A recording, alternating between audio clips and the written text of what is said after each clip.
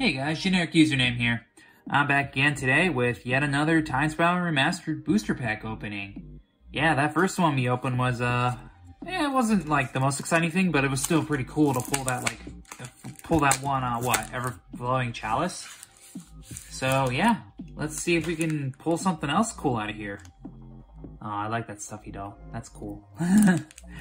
Alright, so yeah, let's get on into this bad boy and see if we can pull any more goodness.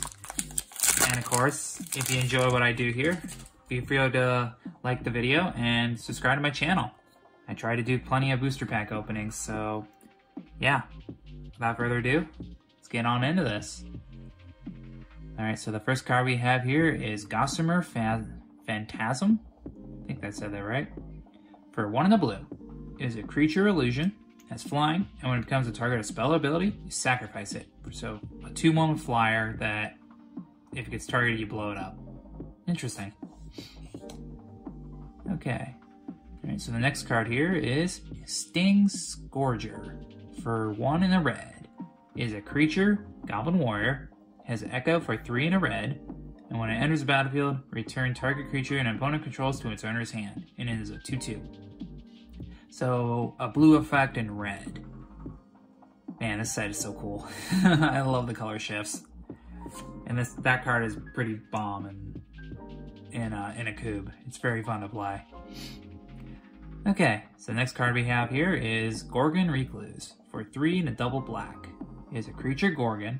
When a Gorgon Recluse blocks or becomes blocked by a non-black creature, destroy that creature in a combat, and then it has Madness for double black. And it is a 2/4. So a 2/4 for 5 that when it blocks or becomes blocked, blows up the creature. So it's like Death Touch, kind of, but not quite. Interesting. That's an interesting sealed card. Alright. So next we have here is Nantuko Shaman. For 2 and a green. Is a creature, insect shaman, and when it enters the battlefield, if you control no tapped lands, draw a card. And then it has Suspend for 1. Or Suspend 1 for 2 and double green. And it's a 3/2. Okay, so 3/2 for 3, or 3/2 for 4, that you have to wait a turn, but you get to draw a card. Interesting. God, there's so many cool cards in this set. I really, really want to draft this set. I never got a chance to yet, so I'm hoping I can find someone that still does like a sealed draft or something. Okay, so the next card we have here is Grave Shabbler. Or Shrabler? I don't know. I think I said that right originally. But anyways, it costs 3 and a black, is a creature zombie, has Madness for 1 and a black, and when it enters the battlefield, if its Madness cost was paid, you may return target creature card from a graveyard to its owner's hand, and is a 2/2. Okay, so it's a grave robber, basically. Alright. So the next card we have here is Castle Raptors. For 4 and a white. It is a creature, bird soldier, and has flying, and as long as it's untapped, it gets +0/+2, and is a 3/3. Huh. Okay, so it's a 3/3 flyer for 5 that if you leave it to block is a 3/5. Or yeah, it becomes a 3/5. That's pretty good. Alright. So here we have Icar Slick. For 2 and a black. It is a sorcery. Target creature gets -3/-3 until on a turn. It has cycling 2. And then it also has Madness for 3 and a black. Oh, wow, that's some synergistic abilities there. So you cycle it, and then you can cast it for its Madness cost. So for 6 mana, you can -3/-3 to board, and then draw a card. Oh, okay, that's interesting. Okay. So the next card we have here is Bound in Silence. For 2 and a white. It is a tribal enchantment, Rebel Aura, enchant creature, and enchanted creature can't attack or block. So this is like a weird twist on pacifism, basically. Yep.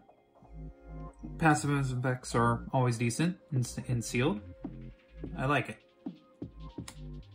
Alright. Oh, I actually have this card from like Modern Masters. It is Amaru Scout. For 1 and a white. Creature, Kithkin Rebel Scout. Yeah, it has the ability of pay 4 and tap it to search your library for a Rebel permanent card with converted mana cost 3 or less. Put it onto the battlefield, then shuffle your library. And it is a 2/1. So it's a 2/1 for 2, then goes and finds more Rebel permanent cards. Interesting. Now, I have no idea what the best Rebels in this format are, so I mean, I feel it'd be kind of fun to draft, just to see what it is. Or how it plays, that is. Okay, so the next card we have here is Seal of Primordium for 1 and a green. It is enchantment, and then you can sacrifice the seal to destroy target artifact or enchantment. Okay, so it's like a slow naturalize, but you get it as a permanent. That's kind of cool. Alright, so... Oh, alright, that's all the commons. So our first uncommon here is Salt-Crested Steppe. It is a land, and it taps to add a colorless, and then you can pay 1 and tap it to add a storage counter to it. And then you can also pay 1, remove X storage counters from it, to add X mana of any combination of green or white. Yeah, I have a couple of these actually. These are interesting. So like you can like, if you play Proliferate, you can obviously add counters to this. So you can literally pay 1, Proliferate, and then next turn, pay the 1, remove the counters. Oh, actually, I take that back. You can throw multiple counters on this, like Proliferate multiple times, and you all you gotta do is pay 1 and remove the counter. And this is after you go ahead and put a counter on it too. I didn't even realize that. That's cool. Okay, so our next card here is Spellburst for X and blue. It is an instant and has buyback 3.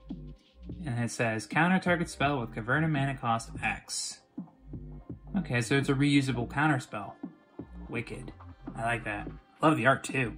All the flames and the blue wave, and it looks like a dragon. I don't know why I said it that way, but yeah, that's wicked looking. All right, and then our final uncommon is Char Rumbler for 2 double red. Is a creature elemental, has double strike, and then it has a pay a single red, and then it gets +1/0 until end of turn. And it's a -1/3. -1/3. What? that's so weird. So it has double strike, but you have to pay into it. That's so weird. I mean, sure, that's interesting. Alright, so what is our rare?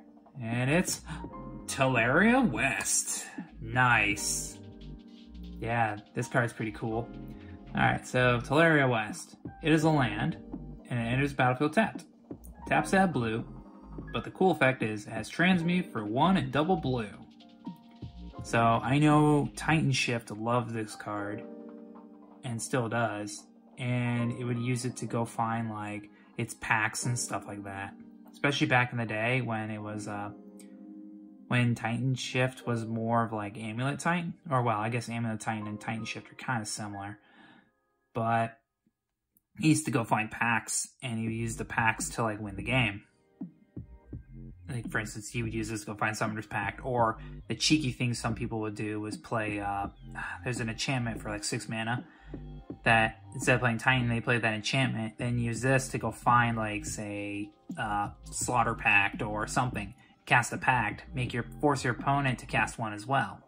And then they would pass turn, and then their opponent would then, on their upkeep, have to pay the cost on that the packs say you have to pay, otherwise they lose the game. Yeah, it was, this card's cool, I like it. Okay, and, oh, that's right, so they come in every pack. Whoa, whoa. That's a prime time, baby. Yeah, buddy, we got a prime time. Okay, so Primeval Titan, cause funny enough how I was talking about Amulet Titan, but Prime Time. He costs 4 and double green. He's a creature giant, trample, and whenever Prime Time enters the battlefield or attacks, you may search your library for up to 2 cards and then put them on the battlefield tapped, and shuffle your library. When nature calls, run. And it is a 6/6. Yeah, that is very fitting for the old border. Yes, I'm happy about this. Yeah, I wish this was commander playable. but sadly he's banned. But, you know, yeah, Prime Time is just so good. You got Titan Shift with him playing Valakut. He's good in Titan. He's good in Amulet Titan. He's just so good. I mean, I understand why he's banned a commander, because him pulling he pulls 2 lands and just one foul swoop. You give him haste, it's 4 lands. He's just so strong. Such a cool card, especially back at Standard, when it was just him and Valakut in a deck. Yeah, it was just, Standard with him was so much fun. Alright. Done reminiscing. Let's move on. And a token. That's the last thing we got. 6/1 token with Shroud. Cool. Yeah, that was a wicked one. Alright, so we got a Prime Time. Nice. And of course our rare, Teleria West. Yeah, that was a pretty good pull. Or, well, good pulls overall there. So yeah, that's everything I have for you guys today. If you enjoyed the video, feel free to leave it a like and, well, subscribe to my channel. Other than that, I hope you have a good day, a good night, and I'll catch you next time. Peace!